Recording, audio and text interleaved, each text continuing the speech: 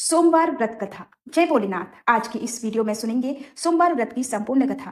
पौराणिक कथा के अनुसार प्राचीन समय की बात है। एक गांव में एक साहूकार रहा करता था। साहूकार धनी था। उसके पास अथाह धन दौलत थी, लेकिन उसकी कोई संतान नहीं थी। साहूकार भगवान शिव को प्रसन्न करने के लिए सोमवार को व्रत रखा करता था, और व्रत के दौरान वह विधि पूर्वक भगवान शिव और देवी पार्वती की पूजा और शाम को प्रदोष काल के समय शिवलिंग पर दीपक भी जलाया करता था। साहूकार की भक्ति और पूजा अर्चना को देखकर एक दिन माता पार्वती ने भगवान शिव से कहा, हे प्रभु, ये साहूकार तो आपका परम भक्त है। हर सोमवार को विधि विधान से आपकी पूजा करता है। मुझे लगता है कि आपको उसकी मनोकामना अवश्य ही पूर्ण करनी चाहिए। तब भगवान शिव ने देवी पार्वती की बात सुनकर कहा कि हे गौरी, यह संसार एक कर्म क्षेत्र है। जैसे एक किसान अपने खेत में बीज बोता है तो कुछ समय बाद उसे पेड़ मिलता है, ठीक उसी तरह इस संसार में आदमी जैसा भी कर्म करता है तो उसे उसका फल भी वैसा ही मिलता है। लेकिन माता पार्वती ने भोले भंडारी से दोबारा आग्रह किया और कहा, हे नाथ, फिर भी आप इसकी मनोकामना को पूर्ण कर दीजिए, क्योंकि यह आपका परम भक्त है। और अगर आप ही अपने भक्तों की इच्छा को पूर्ण नहीं करेंगे तो फिर भला भक्त आपकी पूजा आराधना क्यों करेंगे। माता पार्वती के इतना आग्रह करने पर भगवान शिव ने कहा, देवी, यह धनवान साहूकार है और इसका कोई भी पुत्र नहीं है, इसीलिए यह सदैव चिंतित रहता है। हालांकि इसके भाग्य में किसी संतान का योग नहीं है, परंतु आपके आग्रह करने पर मैं इसे पुत्र प्राप्ति का वरदान देता हूँ। लेकिन इसका पुत्र केवल 12 साल तक ही जीवित रहेगा। मैं इससे ज्यादा कुछ नहीं कर सकता हूँ। फिर एक रात भगवान शिव ने साहूकार को स्वप्न में दर्शन दिए और कहा कि उसे जल्द ही पुत्र की प्राप्ति होगी, लेकिन उसका पुत्र दीर्घायु नहीं, बल्कि केवल 12 वर्ष तक ही जीवित रह पाएगा। यह बात सुनकर साहूकार ना तो प्रसन्न हुआ और ना ही ज्यादा दुखी हुआ। स्वप्न में सब कुछ जानने के बाद भी साहूकार ने पूजा अर्चना जारी रखी, और कुछ दिनों बाद साहूकार की पत्नी गर्भवती हो गई और उसने एक सुंदर बालक को जन्म दिया। बालक के जन्म से घर पर हर्षोल्लास का माहौल था, लेकिन साहूकार खुश नहीं था, क्योंकि उसे पता था कि उसके बालक का जीवन केवल 12 वर्ष तक का ही है, और उसने किसी को भी यह बात नहीं बताई थी। जब वह बालक 11 वर्ष का हुआ तो साहूकार की पत्नी ने बालक के विवाह की बात साहूकार से कही, लेकिन साहूकार ने इस बात से इनकार कर दिया और उसे शिक्षा के लिए काशी भेज दिया।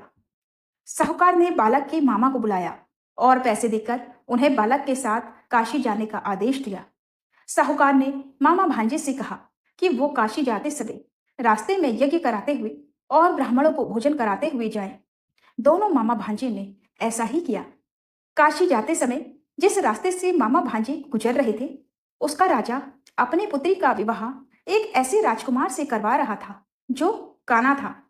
उधर दूल्हे का पिता इस बात से चिंतित था कि अगर दुल्हन पक्ष को पता चल गया तो राजकुमारी विवाह के लिए मना कर देगी। इसीलिए उसने जब साहूकार के पुत्र को देखा तो उसने सोचा कि मैं अपने बालक के स्थान पर तोरण के समय इस बालक को बिठा दूंगा और दुल्हन के पक्ष वालों को पता भी नहीं चलेगा। दूल्हे के पिता ने साहूकार के पुत्र को इस बात के लिए तैयार किया और वह बालक तैयार हो गया।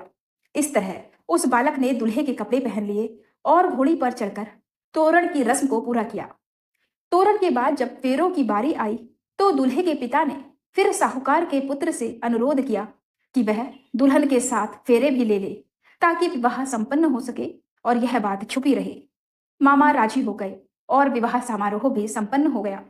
विवाह संपन्न होने के बाद मामा भांजा काशी के लिए प्रस्थान कर गए, परंतु साहूकार के पुत्र ने दुल्हन के कपड़ों पर लिख दिया कि तुम्हारा विवाह तो मुझसे हुआ है, लेकिन तुम जिसके साथ विदा किए जाओगी वह एक आंख से वाला आदमी है और मैं काशी शिक्षा ग्रहण करने जा रहा हूँ।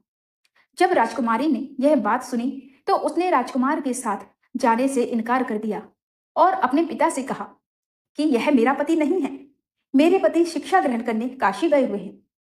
जब सब जगह यह बात फैल गई तो मजबूरी में दूल्हे के पिता ने सारी बात सच सच बता दी और दुल्हन के पिता ने फिर बेटी को भेजने से इनकार कर दिया। इधर मामा भांजे दोनों काशी पहुंच गए और बालक शिक्षा ग्रहण करने लगा। तब मामा ने यज्ञ करना शुरू कर दिया। जब साहूकार का पुत्र 12 वर्ष का हुआ तब एक दिन उसने अपने मामा से कहा कि उसकी तबीयत ठीक नहीं है और वह सोने के लिए अंदर जा रहा है। साहूकार का पुत्र अंदर सोने के लिए कमरे में गया तो उसकी मृत्यु हो गई। थोड़ी देर के बाद जब मामा अंदर पहुंचे तो उन्होंने बालक को मृत अवस्था में देखा और बहुत दुखी हुए, परंतु वह रो नहीं सकते थे, वरना उनका यज्ञ अधूरा रह जाता। इसलिए मामा वापस आकर यज्ञ करने लगे और यज्ञ पूरा करने के बाद और ब्राह्मणों को भोजन कराने के बाद मामा अपने मृत भांजे को देखकर विलाप करने लगे। ठीक उसी समय उसी मार्ग से भगवान शिव और देवी पार्वती जा रहे थे। माता पार्वती ने किसी के रोने की करुण आवाज सुनी तो भगवान शिव से कहने लगे, हे प्रभु, कोई मनुष्य रो रहा है, चलिए उसके दुख को दूर करते हैं। तब भगवान शिव और देवी पार्वती मामा के पास गए और उन्होंने जब मृत बालक को देखा तो हैरान रह गए, क्योंकि वह भगवान शिव के आशीर्वाद से जन्मा साहूकार का पुत्र था। माता पार्वती ने कहा, हे नाथ, यह तो साहूकार का पुत्र है, जिसे आपने केवल 12 वर्ष तक ही जीवन जीने का वरदान दिया था। इसलिए आज 12 वर्ष की आयु पूरी होने पर वह मृत्यु लोक को चला गया। देवी पार्वती ने मृत बालक को देखा तो उन्हें दया आ गई और भगवान शिव से हाथ जोड़कर कहने लगी, हे प्रभु, आप बस एक बार इस बालक को जीवन दान दे दीजिए, वरना इसके माता पिता जीते जी मर जाएंगे। माता पार्वती के कई बार आग्रह करने पर भगवान शिव ने उनकी बात मान ली और उस बालक को जीवन दान दे दिया। साहूकार का पुत्र जीवित हो गया और मामा भांजे अपने घर की ओर प्रस्थान कर गए। रास्ते में साहूकार का पुत्र उसी शहर से गुजरा जहां उसका विवाह हुआ था। दुल्हन के पिता ने बालक को पहचान लिया और मामा भांजे को लेकर महल में आ गए। फिर दुल्हन के पिता ने एक समारोह किया और अपनी पुत्री को धूमधाम से साहूकार के पुत्र के साथ भेज दिया। उधर जब साहूकार का बालक अपनी पत्नी के साथ घर पहुंचा तो उसके माता पिता अंदर कमरे में बंद होकर बैठे थे। वो सोच रहे थे कि अगर उनका पुत्र सही सलामत वापस नहीं लौटा तो वो भूख प्यास से अपनी जान दे देंगे। तभी बालक के मामा ने कमरे के बाहर आकर उन्हें बताया कि उनका पुत्र जीवित और विवाह करके वापस आ गया है। साहूकार ने बालक को जीवित देखा तो खुशी से उसका स्वागत किया और साहूकार का परिवार इस प्रकार खुशी खुशी जीवन बिताने लगा।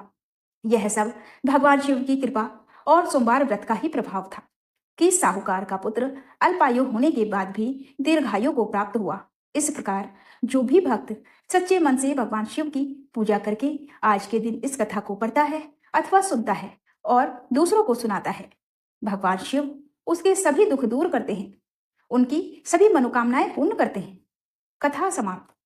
प्रेम से बोलिए भगवान शिव की जय, देवी पार्वती की जय।